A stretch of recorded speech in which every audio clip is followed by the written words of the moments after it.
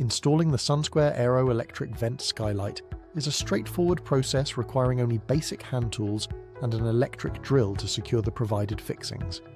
Start by applying sealant tape firmly around the pre-installed upstand to ensure a watertight seal between the upstand and skylight frame. Carefully place the skylight onto the upstand, centering it over the aperture. Use shims if needed for even spacing. Refer to the wiring diagrams to operate the skylight fully open.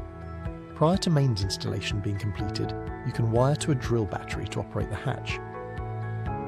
Then remove the actuator clips and pin to access the fixing holes. With help, hold the lid in place and secure the skylight to the upstand using the supplied screws in the pre-drilled holes.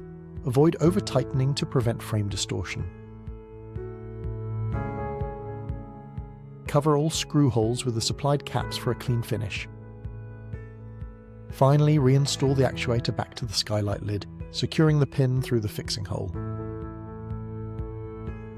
The skylight installation is now complete and ready for use for ventilation whenever needed.